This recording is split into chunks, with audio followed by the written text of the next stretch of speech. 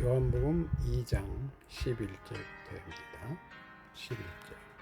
예수께서 이 처음 표적을 갈릴리 가나에서 행하여 그 영광을 나타내시며 제자들이 그를 믿으니라. 제일 큰 이적은 그리스도께서 사람이 되시며 십자가 부활입니다. 다른 이적들은 그리스도의 구속운동을 보여주기 위한 표적들입니다. 물론 포도주를 만드실 것은 예수님의 행하신 최초의 이적입니다. 이로 인하여 그리스도의 영광을 나타내고 제자들을 더욱 확신을 가지게 된 것입니다. 12절. 그 후에 예수께서 그 어머니와 형제들과 제자들과 함께 가버나움으로 내려가 거기 여러 날 계시지 아니하시니라. 가버나움은 갈릴리 유대의 수도로서 예수님의 집이 있는 곳입니다.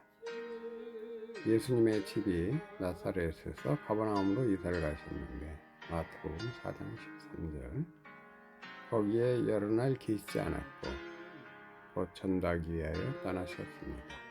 가족들은 그대로 가버나움에 살고 있었던 것 같습니다. 형제들, 예수님의 동생들이 4명이 있었습니다. 천주교에서는 이것을 사촌동생이라고 하나 잘못된 주장입니다. 요셉과 마리아 사이에서 낳은 예수님의 친동생이 분명합니다. 마태복음 13장 55절, 마가복음 6장 3절, 13절. 유대인의 유월절이 가까운지라 예수께서 예루살렘으로 올라가셨더니 유월절에는 유대인이 각처에서 예루살렘으로 모이게 되었고 예수님이 그리스도인 것을 그들에게 나타내기 가장 좋은 기회입니다. 그러므로 예수님이 상명하셨습니다. 14절. 성전 안에서 소와 양과 비둘기 파는 사람들과 돈 바꾸는 사람들의 앉은 것을 보시고 예수께서 2번 성전을 정결케 하셨는데 요한은 그 첫 번의 것을 기록하였고 요한복음에는 그 2번째 것을 기록하였습니다.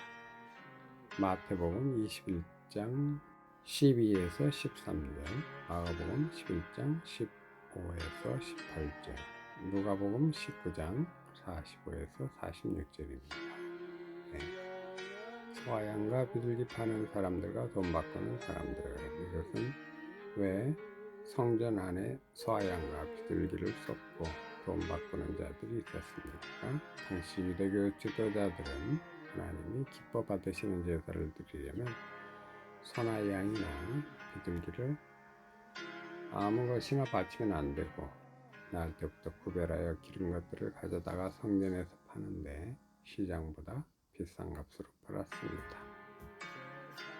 또 당시 통용되던 화폐 데나리온은 로마 황제 가이사와 상이 그려져 있었으므로 그 돈을 하나님 앞에 바치면 기뻐하지 않으시고 성전에서 사용하는 돈 세겔로 바꿔서 연보를 드려야 한다고 가르치고 세겔을 바꿀 때에 환전 요금을 받아 그 돈을 나누어 가졌습니다.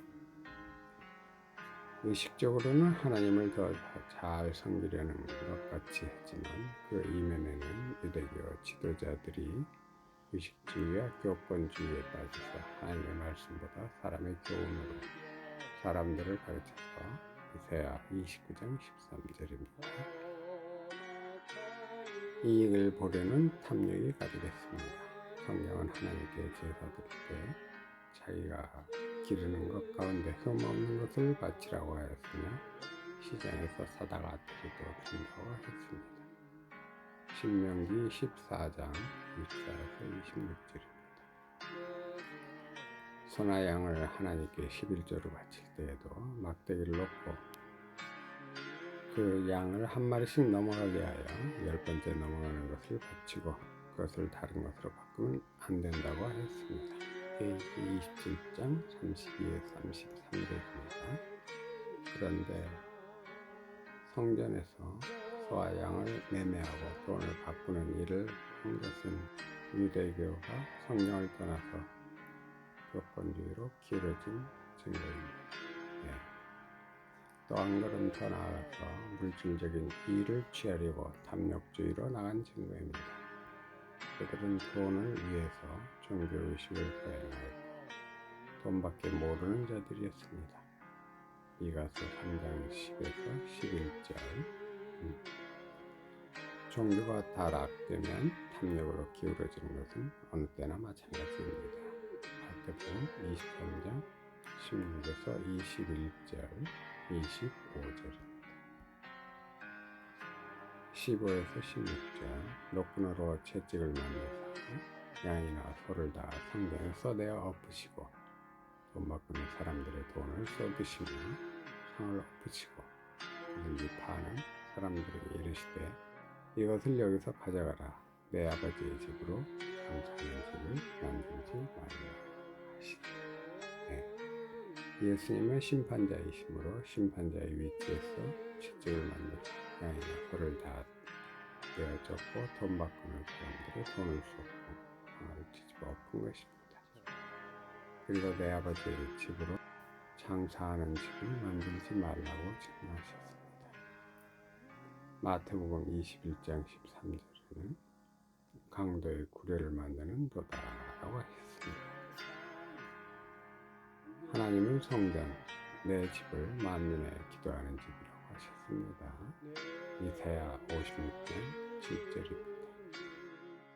기독교는 하나님께 기도하는 종교요, 하나님을 바로 섬기는 종교요, 하나님의 뜻을 바로 세우고 깨달아 그 뜻을 이루어드리는 종교입니다.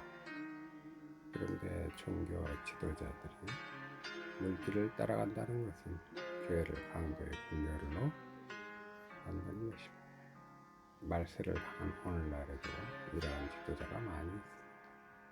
그러한 사람은 반드시 예수님의 심판을 받을 것입니다. 하나님은 신령과 진정으로 예배하는 곳에 계시고 또 그렇게 예배하는 자를 찾으십니다. 요한복음 23에서 24절. 하나님의 교회는 영이 살고 진리를 세워나가는 일을 본분으로 하고 성도가 신령과 진정으로 하나님을 섬긴다면 두세 사람이 모이는 곳에도 하나님이 함께 계십니다.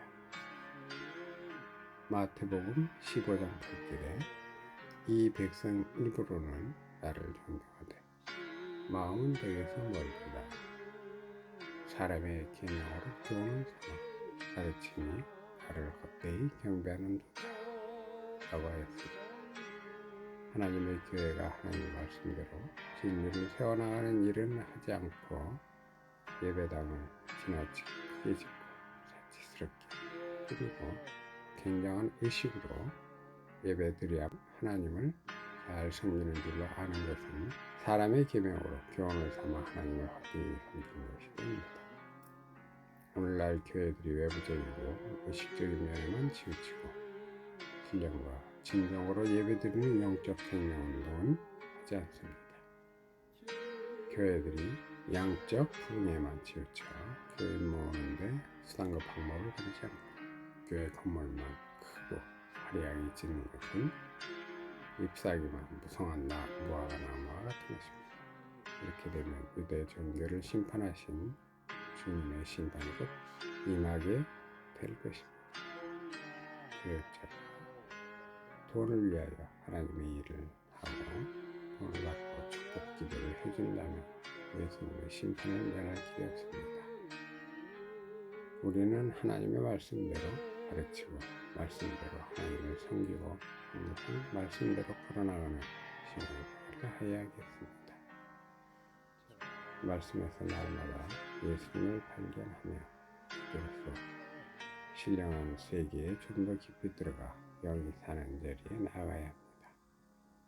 우리가 하나님의 말씀을 받을 때 사람의 말로 받지 않냐고 하나님의 말씀으로 받아 영의 양식으로 받아먹고 영적 생명의 역사가 자기 속에 이루어져 생명이 소생하고 영혼이 자라나야 합니다.